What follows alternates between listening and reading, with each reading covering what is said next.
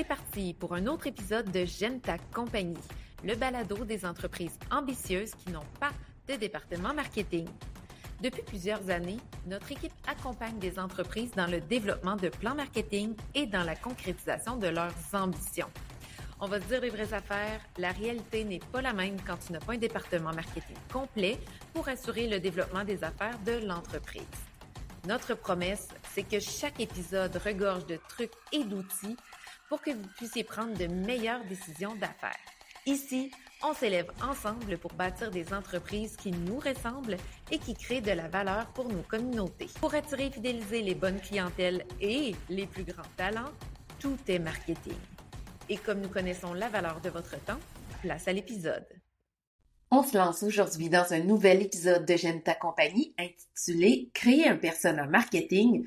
Et oui, dans cet épisode, je vais réellement partager 35 questions incontournables à poser à vos clientèles idéales que moi, je teste depuis plusieurs années déjà.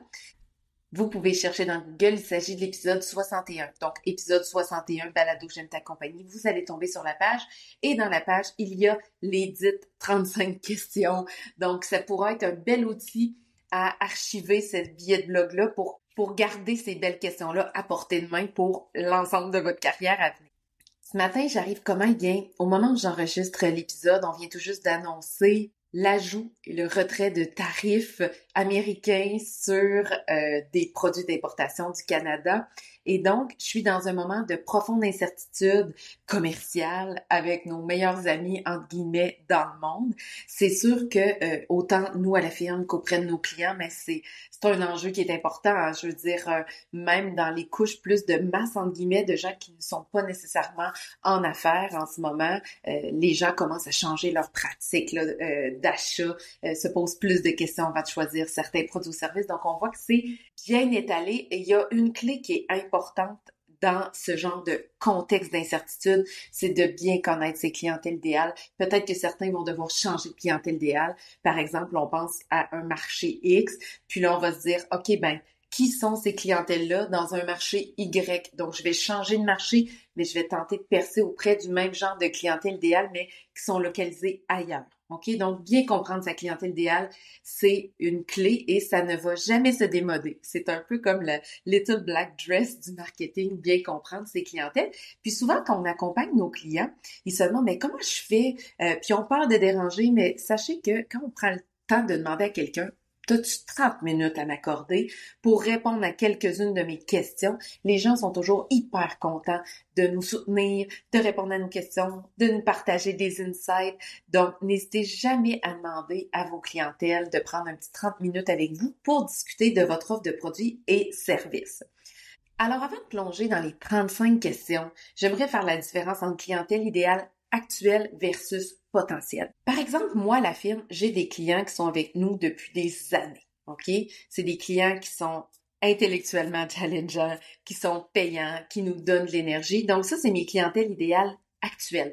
Alors, ce sont des gens qu'on peut aller sonder pour voir plutôt qu'est-ce qui est le plus wow, qu'est-ce qu'on peut modifier dans notre offre de service actuelle, qu'est-ce qui va faire qu'on va vous garder longtemps chez nous. Ça, c'est les clientèles idéales actuelles. Et ça peut être intéressant pour définir son vrai persona de partir de ceux qui vous ont déjà choisi et qui, au fur et à mesure où vous travaillez ensemble, où ils sont clients chez vous, où ils sont usagers chez vous, que vous observez que c'est réellement des clientèles idéales pour avoir un focus très précis sur nos vrais personas qui achètent et qu'on aime travailler ensemble. Tandis que quand on parle de clientèle potentiel idéal. Et donc là, on peut identifier des gens autour de nous, des entreprises, des organismes, des usagers, peu importe, des bailleurs de fonds, des administrateurs qui nous intéressent, qui pourraient être des clientèles idéales chez nous, mais qui ne le sont pas encore. Et puis, ce qui peut être intéressant quand on fait des études de marché auprès de clientèle idéale, quand on va vers les potentiels, c'est qu'on interviewe des gens, puis après, on peut les transformer en clientèle idéale actuelle. Donc, le fait d'ouvrir une porte pour discuter, ça peut les inviter ou leur faire connaître votre entreprise ou susciter une transaction ou un engagement avec votre entreprise, votre organisme par la suite. Donc, clarifiez tout le temps, est-ce que je veux parler à des clientèles idéales actuelles ou potentielles pour tirer le plus d'apprentissage qui vont me permettre de mieux comprendre mon persona et de créer un plan marketing qui est top-notch. OK? Donc, ceci étant dit, on va plonger dans nos fameuses 35 questions qui, comme je le rappelle, la firme Point Marketing épisode 61, vous pouvez aller les trouver en tout temps. Elles vont être hébergées sur le site. Donc, des questions qu'on peut poser à nos clientèles idéales, potentielles ou actuelles. Question de bien comprendre qui ils sont puis comment aller les chercher. Finalement. Alors, on va commencer par des questions pour mettre à l'aise la personne. Donc, les 2 premières questions suggérées, c'est 1, parlez-moi d'un moment où vous avez vécu une expérience incroyable avec une entreprise ou un organisme dans notre domaine d'exercice. Qu'est-ce qui a rendu cette expérience si mémorable et marquante pour vous? Ou encore en 2, au contraire, avez-vous déjà vécu une expérience décevante ou frustrante avec une entreprise ou un organisme dans notre domaine d'exercice? Que s'est-il passé et qu'auriez-vous aimé voir fait autrement? Donc, ici, les 2 premières questions, c'est vraiment pour rendre les gens à l'aise, qui nous racontent des péripéties, des histoires. Puis là, tranquillement, pas vite, on va comprendre qui est la personne, quelles sont ses motivations.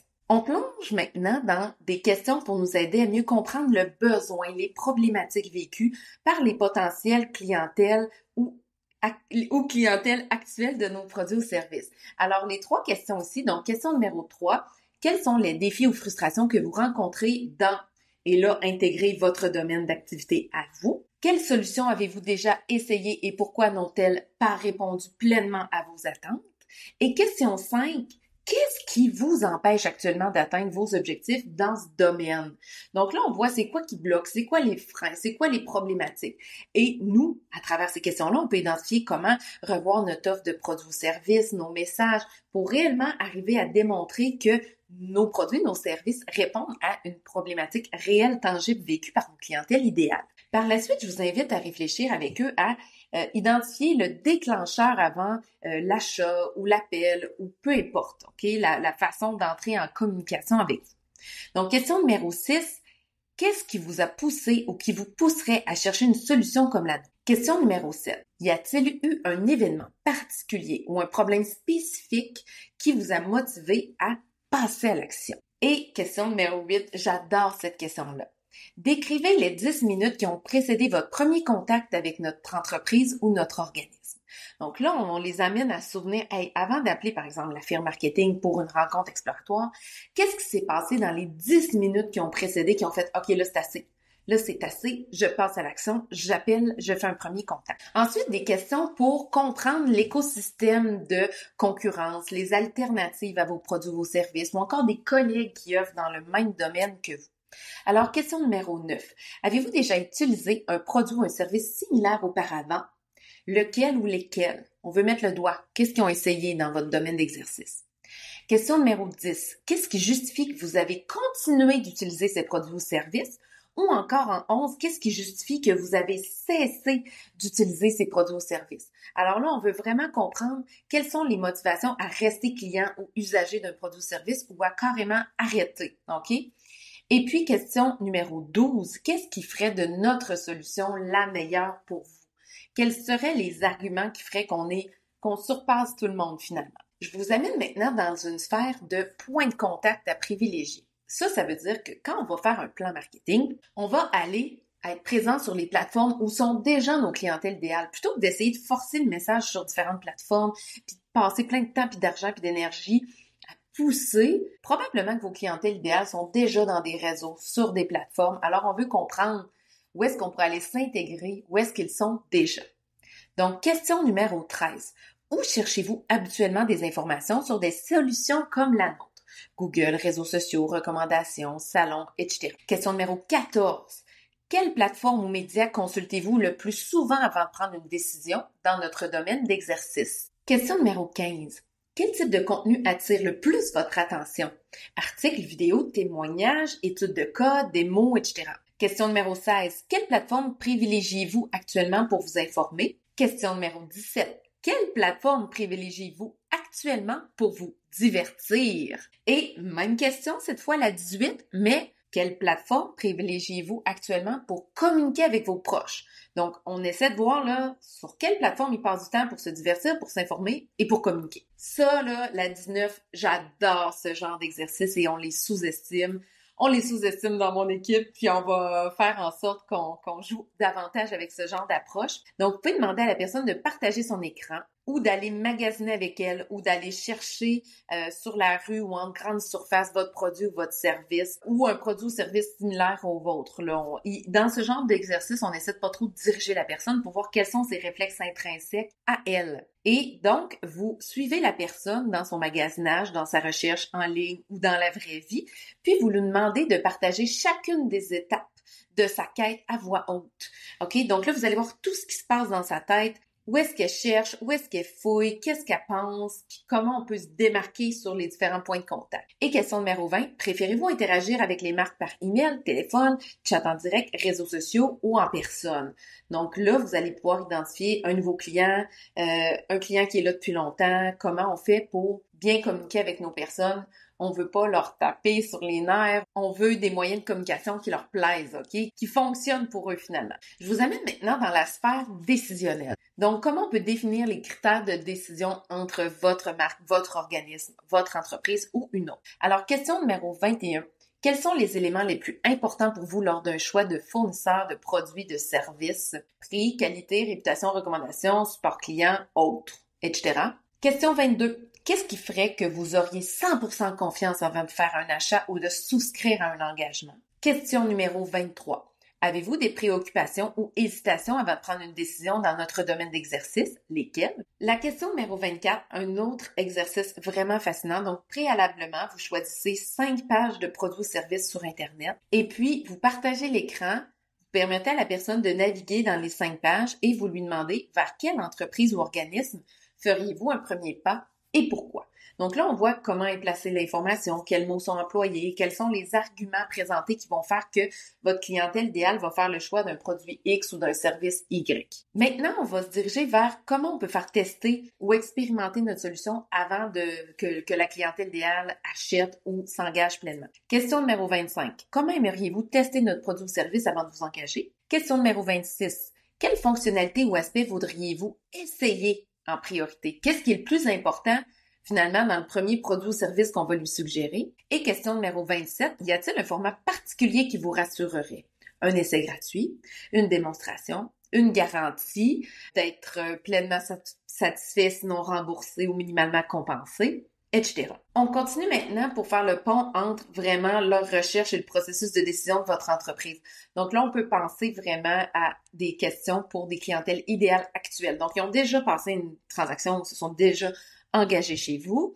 Alors, on pourrait leur demander, question 28, comment avez-vous découvert notre marque pour la première fois? Question 29, combien de temps vous a-t-il fallu entre la découverte de notre solution et votre prise de décision? Question 30, qu'est-ce qui a joué un rôle clé dans votre passage à l'action? Peut-être que vous allez apprendre que c'est quelqu'un qui est décisionnel à l'interne. Peut-être que vous allez apprendre que, il attendait une subvention. Question 31, étions-nous les seuls? Et sinon, qu'est-ce qui a fait pencher la balance de notre côté? Maintenant, on arrive dans nos dernières questions pour mieux comprendre qu'est-ce qui va les fidéliser, qu'est-ce qui va les motiver à recommander vos produits ou services. Alors, question numéro 32, qu'est-ce qui pourrait vous inciter à revenir ou à rester fidèle à notre marque? Question numéro 33, qu'est-ce qui ferait que vous recommanderiez notre produit ou service à un ami? Question numéro 34. Qu'est-ce qui ferait que vous ne recommanderiez pas notre produit ou service à un ami? Et question numéro 35, la dernière, si vous aviez une baguette magique, qu'est-ce que vous modifieriez à notre offre de produit ou de service pour qu'elle soit parfaite? Donc, ça conclut nos 35 questions. Et si je peux amener votre attention sur le fait d'une chose très importante, on n'a jamais commencé la question par pourquoi. Quand on commence une question par pourquoi, on va tout de suite réveiller des éléments déclencheurs chez notre personne qui est de l'autre bord de la table. Pensez à votre dernière chicane de couple si vous êtes en couple ou avec un ami ou avec vos parents ou votre enfant. Si vous dites « Pourquoi t'as pas vidé le lave-vaisselle? » Ben là, qu'est-ce que tu veux dire? Mais si à l'inverse, vous demandez « Hey, qu'est-ce qu'on pourrait faire pour que tu penses à vider le lave-vaisselle? » Là, tout de suite, c'est pas du tout la même réaction qu'on va aller chercher et la même qualité d'information. Alors, idéalement, là, en marketing, le mot « pourquoi » est à proscrire et je vous invite vraiment à miser sur « qu'est-ce qui ». OK? Toujours privilégier le « qu'est-ce qui ». Alors maintenant, si nos 35 questions vous ont inspiré, allez sur Google, tapez l'affirme marketing, épisode 61, 35 questions à poser à vos clients. Vous allez tomber sur la page. Vous allez avoir la liste des 35 questions. Archivez ça en favoris. Puis, osez booker peut-être déjà 3 entrevues avec des clientèles potentielles idéales et 3 entrevues avec des clientèles actuelles idéales pour vous amuser avec les codes, pour voir quelle question va vous ramener quel genre d'insight. Puis après, on peut faire le pont avec notre plan marketing, nos choix d'action. Plus que jamais, on doit faire du ménage dans notre marketing. On en a parlé dans notre épisode de tendance. Et le ménage, ça part par la compréhension de notre persona. Quand on comprend bien qui est notre clientèle idéale, quelles sont ses motivations, ses freins à nous acheter, qu'est-ce qui va la convaincre d'embarquer, qu'est-ce qu'elle cherche, quelle plateforme privilégier. Mais après notre plan marketing, on fait du ménage, puis on arrête de s'éparpiller, puis on se concentre sur qu'est-ce qui va réellement nous faire avancer pour se faire connaître, pour gagner la confiance et aller chercher la décision de notre clientèle idéale là, pour venir chez nous et rester chez nous. Avant de vous quitter aussi, je veux nommer que quand on entre dans ce processus-là, idéalement, là, on se crée des formulaires en ligne quand même. Donc, moi, je privilégie toujours des discussions parce que ça me permet d'aller plus loin, de poser des questions, de clarifier si j'ai mal compris. Par contre, c'est beaucoup plus humain, on va beaucoup plus loin, mais ne jamais oublier d'archiver les réponses. Et puis, la meilleure façon, c'est réellement d'utiliser un outil de formulaire en ligne. Par exemple, nous, à la firme, on utilise Google Forms. Et quand on crée un Google Forms, ça devient notre ordre du jour. Donc, ça devient très facile de booker des rencontres avec des clientèles potentielles idéales ou des clientèles actuelles idéales. On peut envoyer simplement un lien Calendly. On entre en ligne avec la personne, on ouvre notre Google Form et le form devient notre ordre du jour à chaque fois. Et puis, au fur et à mesure où on archive les réponses, après, ça nous fait un beau tableau Excel, une belle base de données qui nous permet d'utiliser l'intelligence artificielle, par exemple, pour tirer des conclusions. Certains d'entre vous pourraient même télécharger les verbatims si les rencontres sont enregistrées. Et puis, passer ça ensuite dans l'intelligence artificielle. Très facile avec Zoom et quelques outils en ligne, d'enregistrer une vidéo, de pousser ça, de faire un verbatim et après de tirer des conclusions. Et ça peut être intéressant comme pratique parce que souvent, un des freins quand on fait une des limites des entrevues de persona, c'est qu'on va entendre les réponses des gens pour valider ce qu'on veut qu'ils nous disent. Alors que quand on utilise des outils d'intelligence artificielle, des verbatims, le robot, lui, ne va pas être émotionnellement impliqué et va nous faire un rapport basé sur ce qui a réellement été dit et non ce qu'on a perçu ou entendu ou voulu comprendre, nous, avec notre cerveau plus sensible qui cherche à aller valider des choses qu'on pense déjà.